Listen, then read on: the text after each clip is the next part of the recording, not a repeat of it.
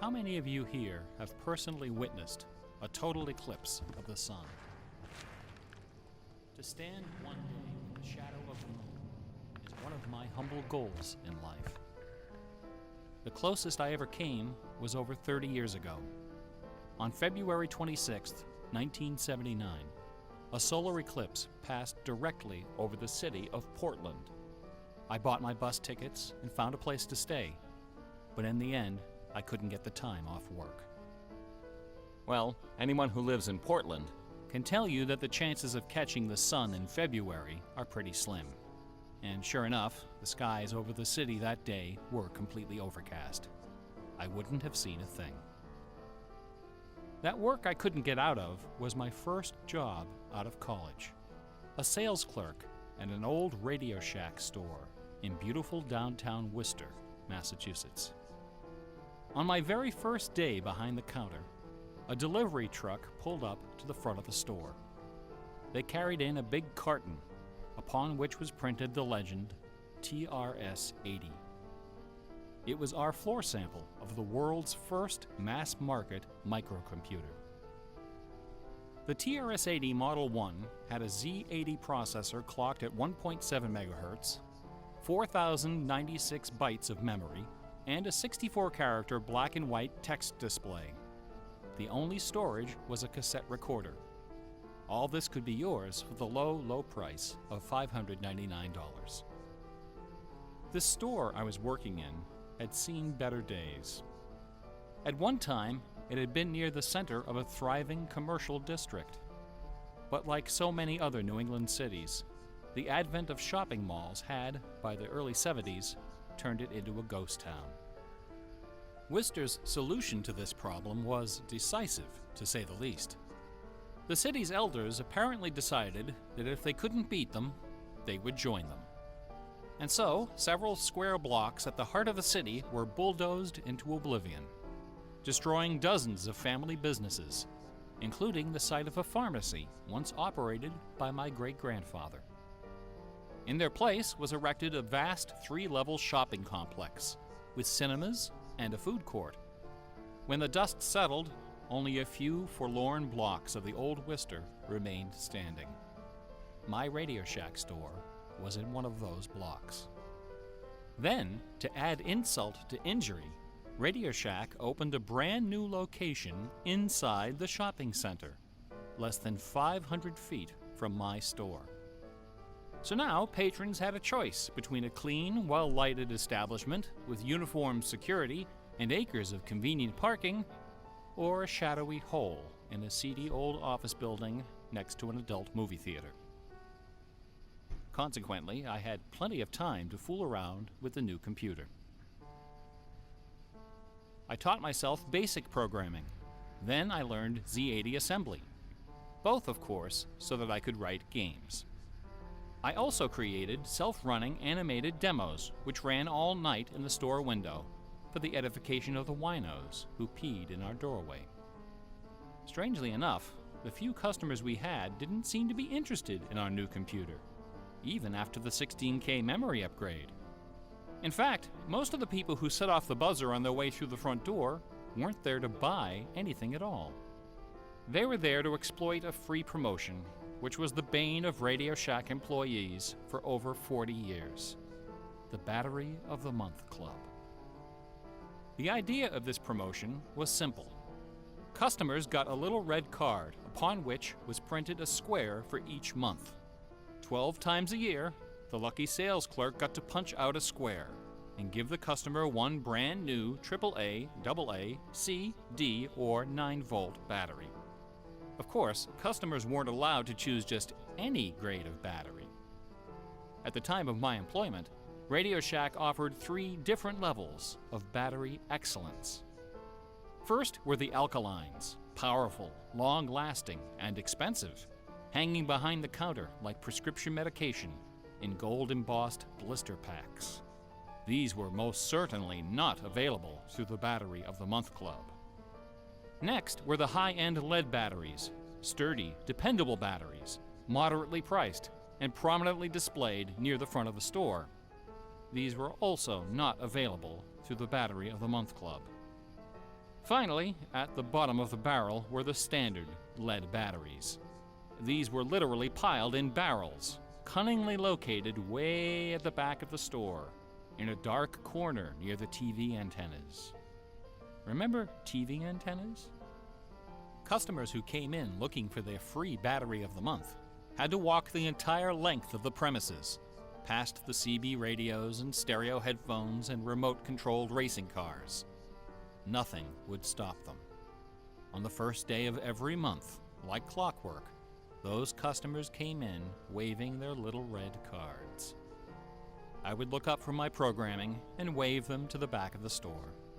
It didn't matter that the batteries were only worth 29 cents. It didn't matter that most of them were already half dead.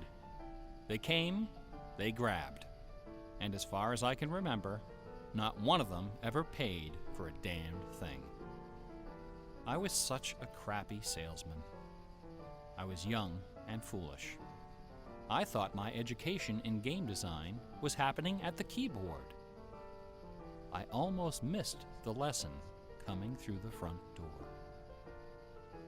Fortunately, I wasn't the only person fooling around with games on micros.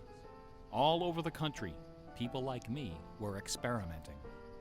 Scott Adams was coding what would soon become the world's first commercial adventure game. Remember adventure games? My future employer, Infocom, was being founded, along with other legendary companies like Online Systems, Sirius, Personal Software, and SSI. Those were exciting times. Teenagers were making fortunes. Games were cheap and easy to build. The slate was clean. But in 1979, the biggest news in gaming had nothing to do with computers. On the morning of the autumn equinox, September 20th, a new children's picture book appeared in the stores of Great Britain. This picture book was rather peculiar. It consisted of 15 meticulously detailed color paintings, illustrating a slight, whimsical tale about a rabbit delivering a jewel to the moon. On the back jacket of the book was a color photograph of a real jewel, shaped like a running rabbit, 5 inches long, fashioned of 18-karat gold, suspended with ornaments and bells, together with a sun and moon of blue quartz. According to the blurb underneath, this very jewel had been buried somewhere in England. Clues pointing to its location were concealed in the text and in the pictures of the book. The treasure would belong to whoever found it first. The book was called Masquerade. It was created by an eccentric little man with divergent eyes and a talent for mischief named Kit Williams. Within days, the first printing was sold out, and the empire that never sleeps found itself in the grip of rabbit fever. Excited readers attacked the paintings with rulers, compasses, and protractors. Magazine articles and TV specials dissected the clues, floated theories, and followed with keen delight the reckless exploits of the fanatics. One obscure park, unfortunately known by the nickname Rabbit Hill, was so riddled with holes excavated by misguided treasure seekers that the authorities had to erect signs assuring the public that no gold rabbits were to be found there. Some hunters ended up seeking psychological counseling for their obsession. The craze leapt over the Atlantic Ocean and invaded America, France, Italy, and Germany. It sold over 1 million copies in a few months, a record unrivaled by any children's title until the advent of Harry Potter. Over 150,000 copies were sold in foreign translations, including 80,000 copies in Japanese, despite the fact that the puzzle was only solvable in English. It didn't matter that the masquerade jewel was only worth a few $1,000s. Many seekers spent far more than that in their months of exploration and travel. It was the thrill of the chase, the possibility of being the one. Treasure hunts, secret messages, and hidden things seem to exert an irresistible appeal. They're fun to look for and to talk about, and this fact of human psychology has been exploited in computer games since the earliest days. It finds expression in the hidden surprises we call Easter eggs. Atari's Stephen Wright is credited with coining this term in the first issue of Electronic Games magazine. The first Easter egg in a commercial computer game appeared in an early Atari 2600 cartridge called, simply enough, Adventure. By a sequence of unlikely movements and obscure manipulations, players could discover a secret room where the words "Created by Warren Robinette" appeared in flashing letters. Over the decades, Easter eggs and their evil twin, cheat codes, have become an industry within an industry. Entire magazines and websites are now devoted to their carefully orchestrated discovery and dissemination. They're part of our toolkit, our basic vocabulary, the language of computer game design. Computer gamers may have been the first to refer to hidden surprises as Easter eggs, but we certainly weren't the first to use them. Painters, composers, and artists of every discipline have been hiding stuff in their works for centuries. The recent advent of VCRs and Laserdisc players with freeze-frame capability exposed decades of secret Disney erotica. Thomas Kincaid, the self-appointed painter of light, amuses himself by hiding the letter N in his works. A number beside his signature indicates how many N's are hidden in each painting. Picasso, Dali, Raphael, Poussin, and dozens of other painters concealed all kinds of stuff in their paintings. A favorite trick was hiding portraits of themselves, their families, friends, and fellow artists in crowd scenes. El Greco loved dogs, but the Catholic Church forbid him from including any in his sacred paintings. So he hid them, usually within the outlines of celestial clouds. Composer Dmitri Shostakovich chafed under the political censorship imposed by the Soviet Ministry of Culture. His symphonies and chamber works are loaded with hidden signatures and subversive subtexts which, had they been recognized, would have sent him to Siberia. Mozart's opera, The Magic Flute, is filled with musical allusions to the rituals of the Freemasons, the ancient secret society of which he and his mentor Haydn were members. But the most famous purveyor of Easter eggs is that champion of the late Baroque, the ultimate musical nerd, Johann Sebastian Bach. Bach was a student of gematria, the art of assigning numeric values to letters of the alphabet. A equals 1, B equals 2, C equals 3, etc. By comparing, sequencing, or otherwise manipulating these numbers, secret messages can be concealed. Bach took particular delight in the geometrical numbers 14 and 41. 14 is the sum of the initials of his last name, B equals 2, A equals 1, C equals 3, and H equals 8. 41 is the sum of his expanded initials, J.S. Bach. These two numbers show up over and over again in Bach's compositions. One of the better-known examples is his setting of the chorale Vor deinem Thron. The first line of the melody contains exactly 14 notes, and the entire melody, from start to finish, contains 41. Another of Bach's favorite games was the puzzle canon. A canon is a melody that sounds good when you play it on top of itself, a little bit out of sync. Frere Jacques and Row, Row, Row Your Boat are familiar examples of simple, two-voice canons. But a canon can employ any number of voices. And you don't have to play each voice the same way either. You can change the octave, transpose the key, invert the pitch, play it backwards, or any combination. Finding melodies that make good multi-voice canons is a fussy and difficult art, of which Bach was an undisputed master. Now, in a puzzle canon, the composer specifies the basic melody and the number of voices, but not the relationship of the voices. The student has to figure out the position and key of each voice, and whether to perform them inverted and/or backwards. Bach wrote quite a number of puzzle canons. The most famous, BWV 1076, is part of a fascinating story. One of Bach's students was a fellow by the name of Lorenz Misler, founder of the Society of Musical Science. This elite, invitation-only institution devoted itself to the study of Pythagorean philosophy and the union of music and mathematics. Its distinguished membership reads like a who's who of German composers, including Handel, Telemann, and eventually Mozart. Applicants for membership in the society were required to submit an oil portrait of themselves, along with a specimen of original music.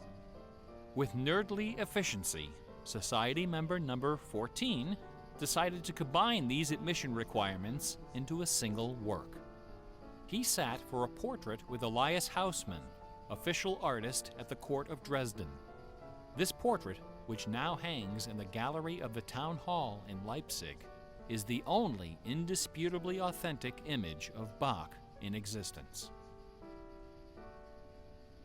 The Hausmann portrait shows Bach dressed in a formal coat with exactly 14 buttons. In his hand is a sheet of music paper, upon which is written a puzzle canon for 6 simultaneous voices. In 1974, a manuscript was discovered which proved that this canon was the 13th in a series of exactly 14 canons based on the ground theme of the famous Goldberg variations.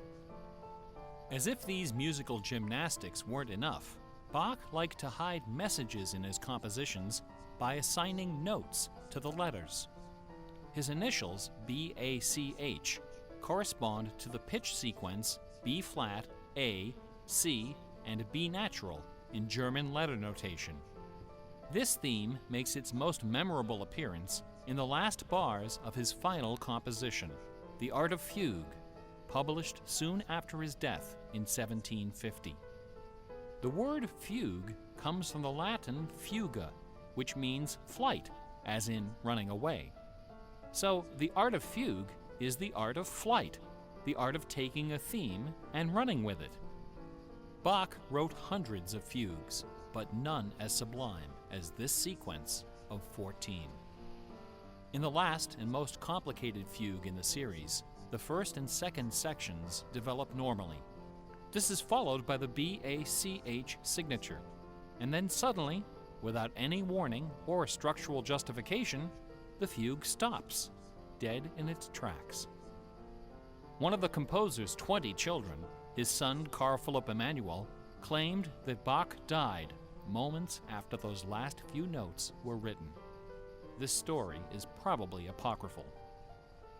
The Easter eggs in Bach's music are a pleasant obscurity, known chiefly to professors and students of Baroque music.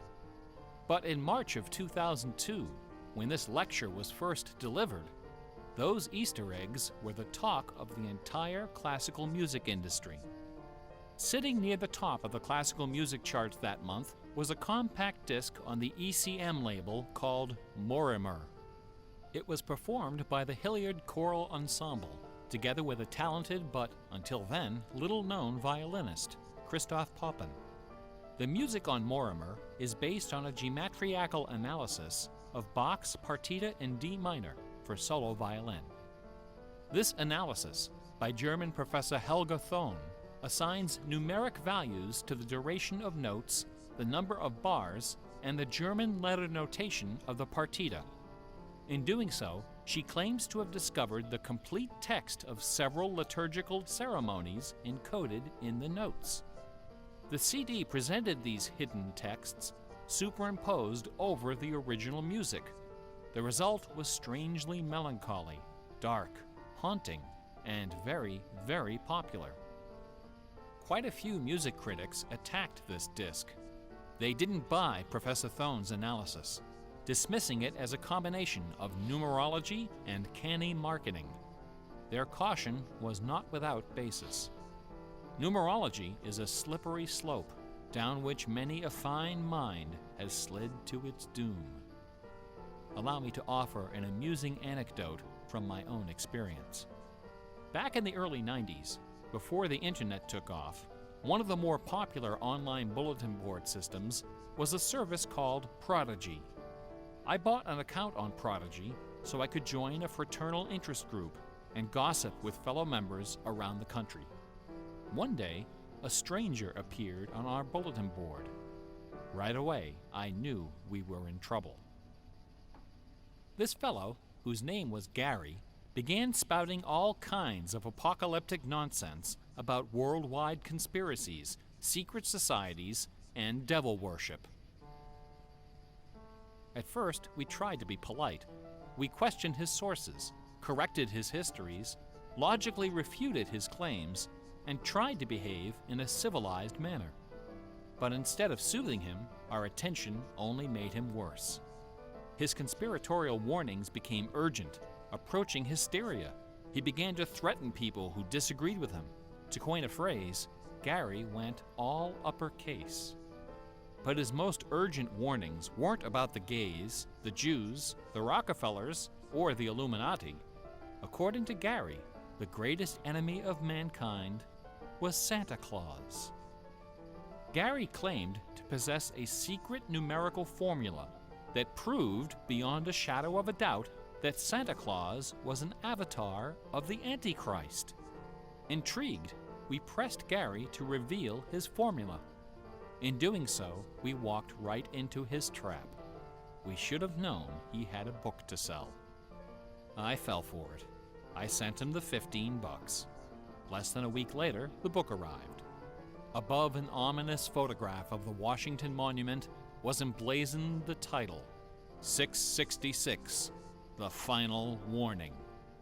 Inside this privately printed 494-page monster, Gary reveals a simple geometrical formula, which he claims was developed by the ancient Sumerians.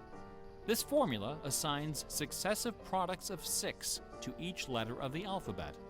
A equals 6, B equals 12, C equals 18, etc. Imagine my dismay when I applied this ancient formula to the name Santa Claus and obtained the blasphemous sum of 666, the biblical number of the beast. I went on Prodigy and reported to the stunned members of our interest group that Gary was right after all. There could be no doubt that according to the unimpeachable wisdom of ancient Samaria, Santa Claus was the Antichrist. I then went on to point out several other names which, when submitted to Gary's formula, also produced the sum 666. Names like St. James, New York, and New Mexico. Soon the bulletin board was filled with discoveries like computer, Boston tea, and most sinister of all, sing karaoke. Gary left us alone after that. I got my $15 worth. But Gary is hardly the first person to connect secret codes to the Bible. People have been looking for Easter eggs in the Bible for hundreds of years. The Hebrew mystical tradition of Kabbalah can be described as a geometrical meditation on the Pentateuch, the first 5 books of the Old Testament. The advent of computers has made the application of numerology to the Bible fast and efficient. The latest spate of Bible searching was instigated by a book published in 1998 by Michael Drosnin, a former Wall Street Journal reporter. His book, The Bible Code, applied a skip cipher in which every nth character in a text is combined to form a message. By applying his skip cipher to the Hebrew text of the Old Testament, Drosnin claimed to have discovered predictions of World War II, the Holocaust, Hiroshima, the assassination of Yitzhak Rabin and both Kennedys, the moon landing, Watergate, the Oklahoma City bombing, the election of Bill Clinton, the death of Princess Di, and the comet that collided with Jupiter. He also found predictions of a giant earthquake in LA, a meteor hitting the Earth, and nuclear Armageddon, all scheduled to occur before the end of the last decade. The Bible Code spent many weeks on the bestseller lists, spawning several sequels and dozens of imitators. The Bible has certainly attracted its share of crackpots, but for the real hardcore egg hunters, nothing can rival the ingenuity, the tenacious scholarship, the stubborn zeal of those who seek the answer to the ultimate literary puzzle, a poisonous conundrum that has squandered fortunes, destroyed careers, and driven healthy, intelligent scholars to the brink of madness and beyond. Who wrote Shakespeare? The essays and books devoted to the Shakespeare authorship problem are sufficient to fill a large library. Several such libraries actually exist. Not even a day-long tutorial, much less an hour lecture, can begin to do justice to this complex, bizarre, and dangerously tantalizing story. Nevertheless, for the unacquainted, I will attempt to summarize the issue in a few paragraphs. The undisputed facts of Shakespeare's life and career could be scribbled on the back of a cocktail napkin. We know for a fact that a man named William Shakespeare was born in 1564 in or around the village of Stratford-upon-Avon. We know that he had a wife and at least 3 children. We know he bought property in Stratford, was involved in several lawsuits with his neighbors, and died there in 1616, aged 52. We also know that during those same years, a man with a last name similar to Shakespeare worked as an actor on the London stage, eventually becoming co-owner of some of the theaters there. We also know that about the same time, a number of most excellent poems and plays were published in London under the name Shakespeare. We do not know for a fact that the landowner in Stratford and the actor in London with a similar last name were one and the same man. We do not know for a fact that either man had anything to do with the poems and the plays. All we know is that those poems and plays have, in the 400 years since their composition, come to be regarded as a pinnacle of Western culture. The works attributed to Shakespeare appear to have been written by a man or woman who knew something about just about everything. They're filled with references to mythology and classic literature, games and sports, war and weapons of war, ships and sailing, the law and legal terminology, court etiquette, statesmanship, horticulture, music, astronomy, medicine, falconry, and, of course, theater. Therein lies the problem. How could a farmer's son of uncertain schooling, from a mostly illiterate country village, a man of practically no account at all, wield such encyclopedic learning, with so much eloquence and wit, so much wisdom and human understanding? For the first 150 years, nobody questioned the traditional history of the bard. Then, in the late 18th century, Reverend James Wilmot, a distinguished scholar who lived just a few miles north of Stratford, decided to write a biography of the famous playwright. Dr. Wilmot believed that a man as well educated as Shakespeare must have owned a fairly extensive library, despite the fact that not a single book or manuscript is mentioned in his will. Over the years, he speculated, some of those books must have found their way into local collections. And so, the good Reverend Doctor scoured the British countryside, taking inventory of literally every bookshelf within 50 miles of Stratford. not a single book from the library of William Shakespeare was discovered. Neither were there found any letters to, from, or about Shakespeare. Furthermore, no references to the folklore, local sayings, or distinctive dialect of the Stratford area could be found in any of Shakespeare's writings. After 4 years of painstaking research, Dr. Wilmot concluded, to his own dismay, that only one person contemporary with Shakespeare of Stratford had ever demonstrated the wide-ranging education and expressive talent needed to compose those poems and plays. That man was the multilingual author, philosopher, and statesman, inventor of the scientific method, chancellor to the courts of Queen Elizabeth and King James, Sir Francis Bacon. Dr. Wilmot never dared to publish his theory, but before he died, he confided it to a friend, James Cowell, who, in 1805, repeated it to a meeting of the Ipswich Philosophical Society. The members of the society were suitably outraged, and the scandalous matter was quickly forgotten. Then, in 1857, a lady from Stratford, Connecticut, published a book called The Philosophy of the Plays of Shakespeare Unfolded. In this book, Miss Delia Bacon, no relation to Francis, claimed that the works of Shakespeare were written by a secret cabal of British nobility, including Sir Walter Raleigh and Sir Philip Sidney, as well as Sir Francis Bacon. Delia Bacon's book electrified the world of letters. Battle lines were drawn between the orthodox Stratfordians and the heretical Baconians. Literary societies and scholarly journals were formed to debate the evidence.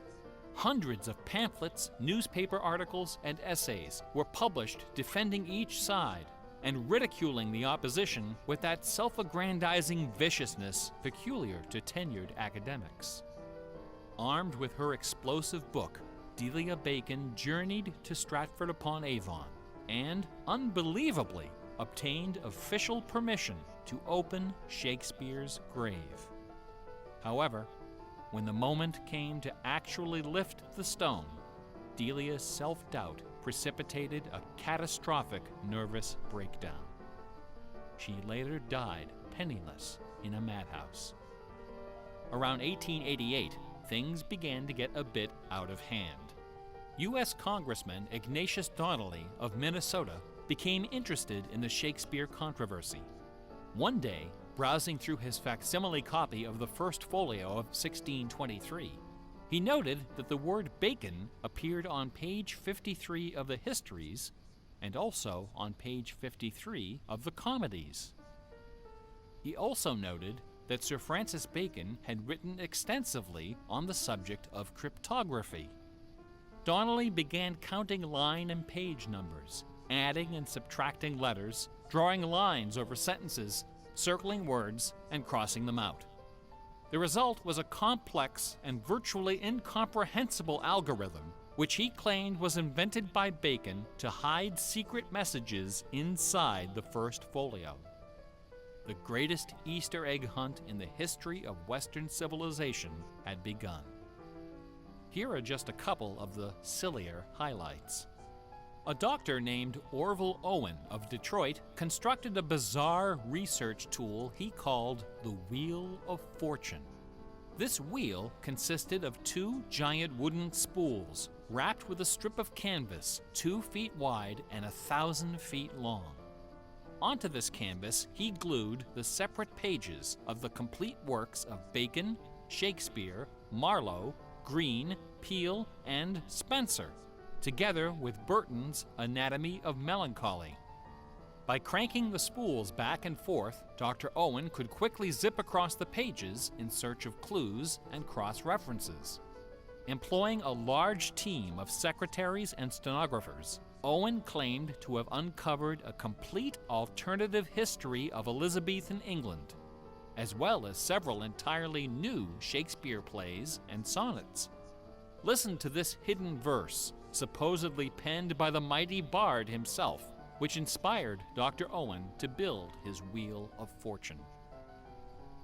Take your knife, and cut all our books asunder, and set the leaves on a great firm wheel, which rolls and rolls, and turning the fickle rolling wheel, throw your eyes upon Fortune, that goddess blind, that stands upon a spherical stone, that turning and inconstant rolls in restless variation. After publishing 5 thick volumes of this rubbish, Owen announced the discovery of an anagram, indicating that Bacon's original manuscripts were buried near Chepstow Castle on the River Wye. Owen spent the next 15 years and thousands of dollars excavating the bed of the river with boat crews and high explosives. He died before anything was found. A fellow named Arnsberg wrote an entire book based on the analysis of the significance of a suspicious crack in the tomb of Bacon's mother. A Ray of Sanity finally appeared in 1957. To those familiar with the science of cryptology, the name William Friedman needs little introduction. During World War II, Colonel Friedman was the head of the U.S. Army's Cryptoanalytic Bureau. He is credited with cracking the Japanese Empire's most sensitive cipher. After the war, the colonel decided to apply his expertise to the study of the Shakespeare ciphers. He interviewed several of the experts in the field and prepared a detailed scientific analysis, which he published under the title The Shakespeare Ciphers Examined. His conclusion? In a word, bunk.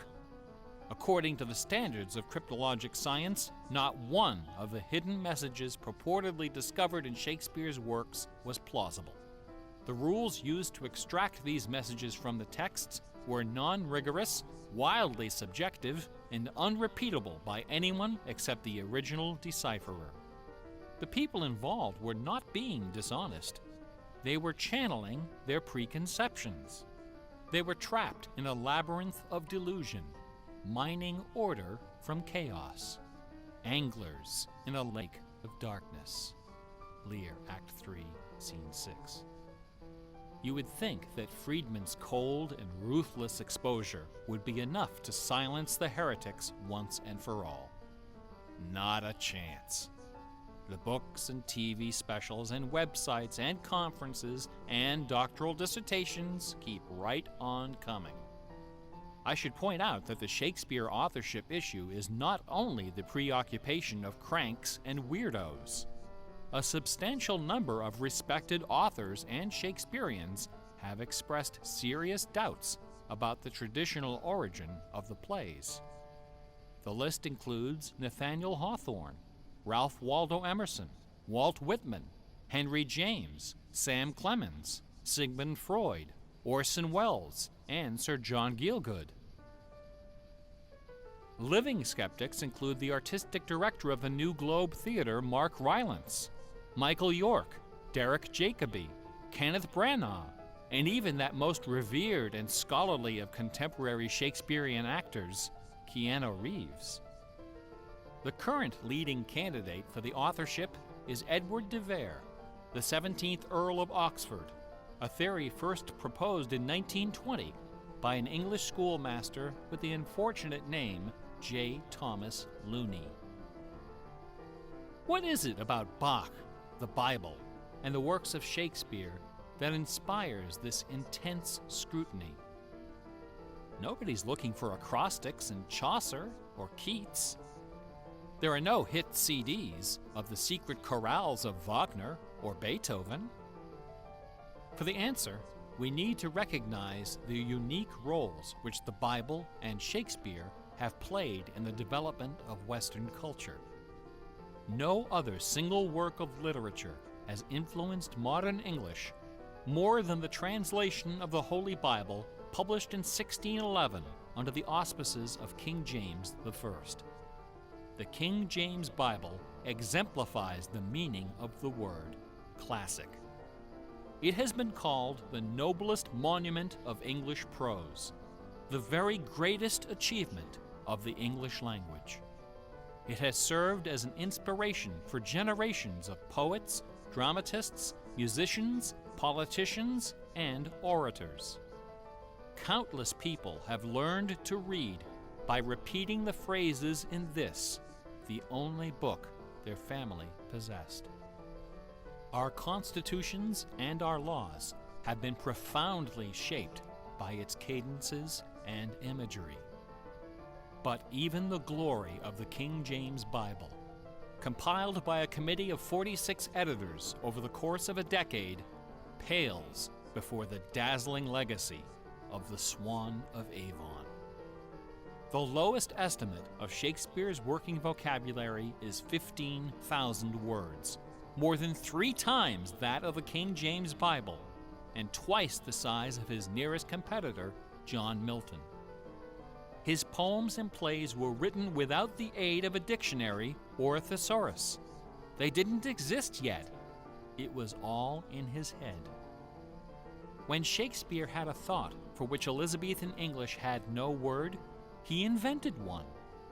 The Oxford English Dictionary lists hundreds of everyday words and phrases which made their first appearance in the pages of the Bard. Addiction, alligator, assassination, bedroom, critic, dawn, design, dialogue, employer, film, glow, gloomy, gossip, hint, hurry, investment, lonely, luggage, manager, switch, torture, transcendence, wormhole, zany.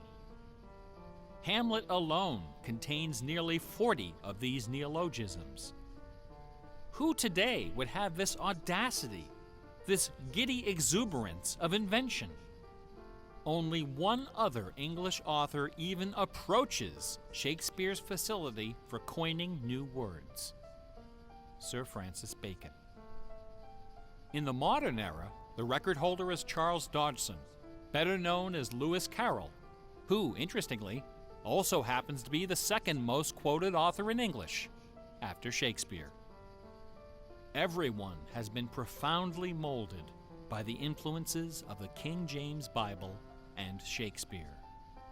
Like it or not, all of us peer at the world through the lenses of these great works. They are the primary source documents of modern English thought, the style guides of our minds. Contemplating these dazzling jewels of wisdom and eloquence gives rise to an extraordinary, a potent, rare, and precious emotion with the potential to completely upset your life. An emotion powerful enough to make a man abandon his wife and children, forfeit career and reputation, lay down his possessions, and follow his heart without questioning. That sweet, sweet fusion of wonder and fear, irresistible attraction, and soul-numbing dread known as awe. Awe is the grail of artistic achievement.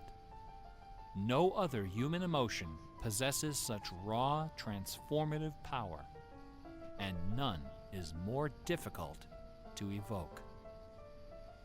Few and far between are the works of man that qualify as truly awesome. It is awe that convinces a rabbi to spend a lifetime decoding Yahweh from the Pentateuch. Awe that sends millions of visitors each year to the pyramids of Giza, Guadalupe, and Mecca. It was awe that drove poor Delia Bacon to her doom. Now, please don't come away from this lecture thinking that the key to awesome game design is the installation of Easter eggs. Ordinary games with their contrived Easter eggs and cheat codes are like the Battery of the Month Club. You have to trudge down to the back of the store to get what you really came for. If superpower is what people really want, why not just give it to them? Is our imagination so impoverished that we have to resort to marketing gimmicks to keep players interested in our games? Awesome things don't hold anything back. Awesome things are rich and generous. The treasure is right there. One afternoon, I was sitting alone behind the counter at that old Radio Shack store. My boss had stepped out for some reason. An elderly woman walked through the front door. Like most of our customers, she was shabbily dressed, probably on a fixed income. I assumed she was there for her free battery, but instead, she placed a portable radio on the counter. This little radio came from the days when they boasted about the number of transistors inside on the case. It was completely wrapped in dirty white medical tape. The woman looked at me and asked, "Can you fix this?" Slowly, I unwrapped the medical tape, peeling away the layers until the back cover of the radio fell off, accompanied by a cloud of red dust. The interior of the radio was half eaten away by battery leakage and corrosion. I looked at the radio. I looked at the old woman. I looked back at the radio. I reached behind me, where the expensive alkaline batteries were hanging like prescription medication, and removed a gleaming 9-volt cell from its gold blister pack. Then I pulled a brand new transistor radio from a box, installed the alkaline, and helped the lady find her favorite station. No money changed hands. She left the store without saying a word. Awesome things are kind of like that.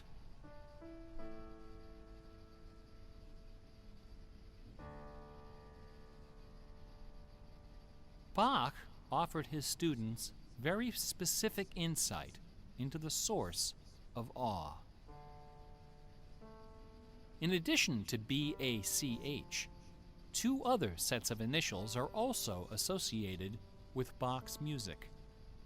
These initials are not hidden in the notes. Instead, they're scrawled right across the top of the manuscript for the whole world to see.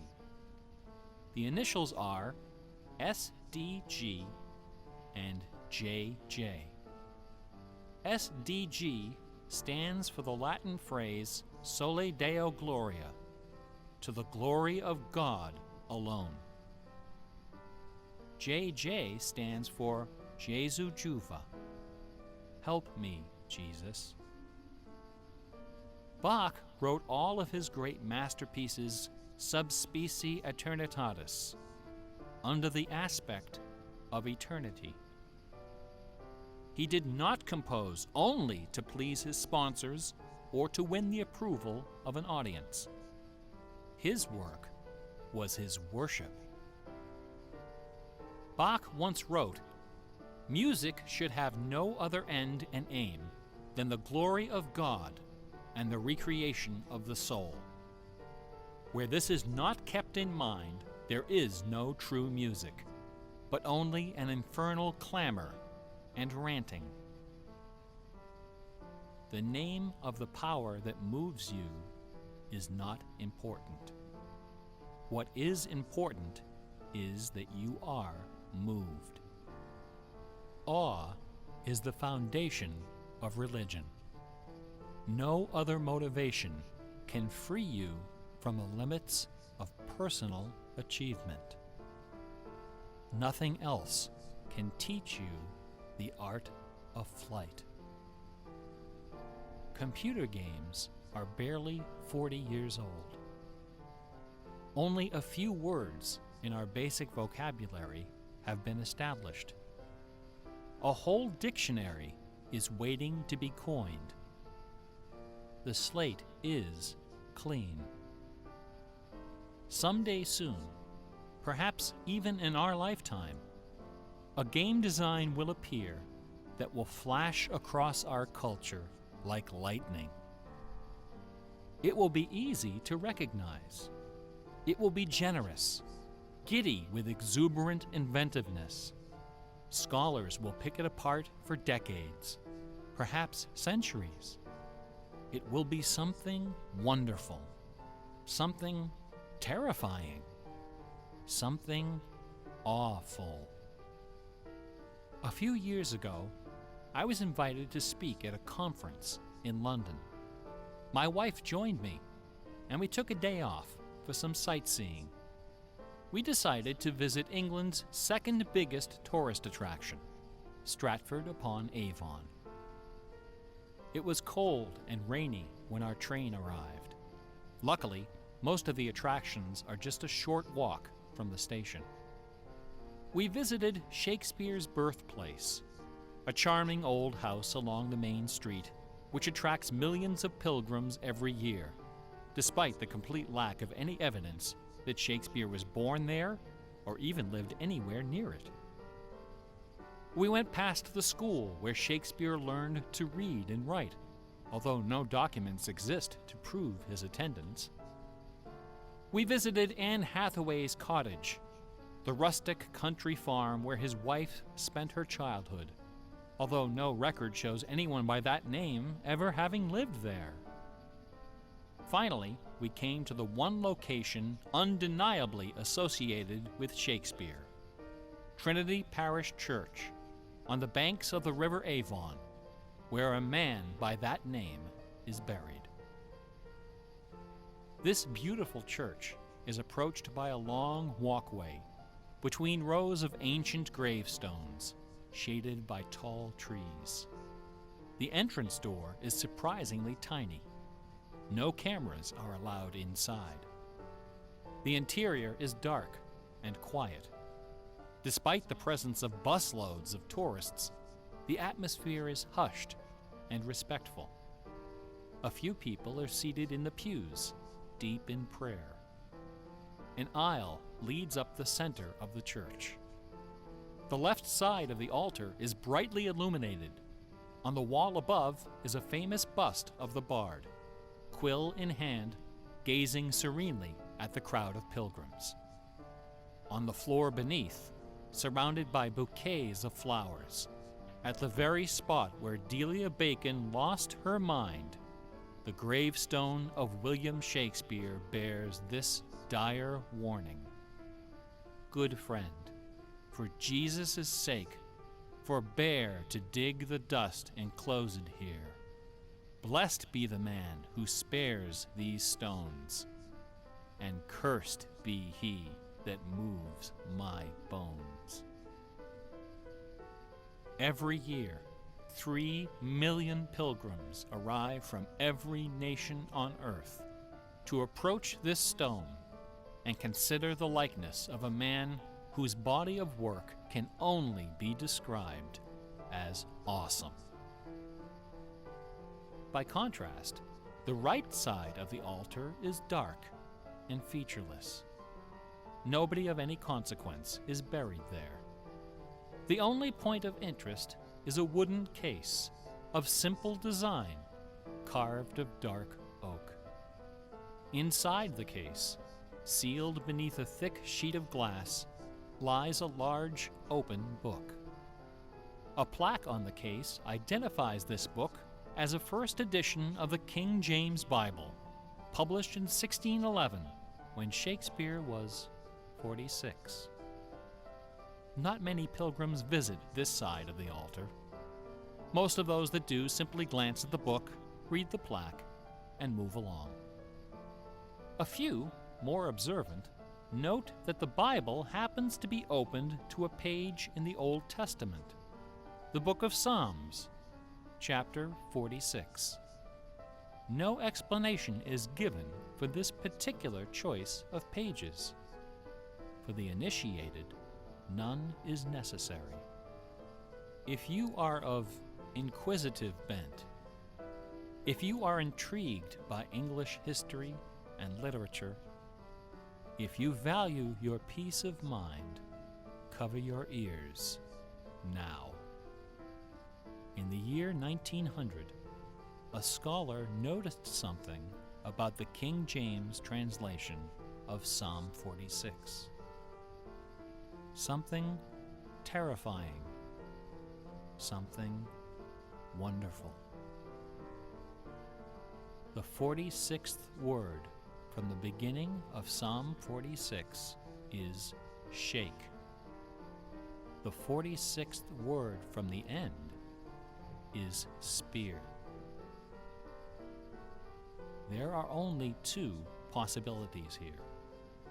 Either this is the finest coincidence ever recorded in the history of world literature, or it is not. The Earth revolves around only one sun and has only one moon. The moon happens to be 400 times smaller than the sun. The sun happens to be 400 times farther away. And the apparent paths of the moon and sun in our sky happen to intersect exactly twice every month. Which means that every now and then, at long yet precisely predictable intervals, the lunar disk slips across the face of the sun and just barely conceals it for a few wonderful, terrible minutes. A fine coincidence, no? In June of 1977, a little man with divergent eyes and a talent for mischief ascended a hilltop in the British village of Ampthill. At the summit of this hill is a tall, slender cross, a memorial to Catherine of Aragon, the first wife of Henry VIII. The sun, high in the south, cast the shadow of the cross upon the grassy hillside. At exactly 12 noon, the man removed from his pocket a bar magnet. He turned the magnet so its north pole was facing south and buried it under the shadow of the cross. 2 years later, a few hours before the publication of his first book, the man returned to that hillside, this time in the dead of night. He used a compass to locate the magnet he had buried. In that same place, he dug a hole in the ground and placed inside a ceramic container inscribed with the following words: "I am the keeper of the jewel of masquerade, which lies waiting safe inside me for you or eternity."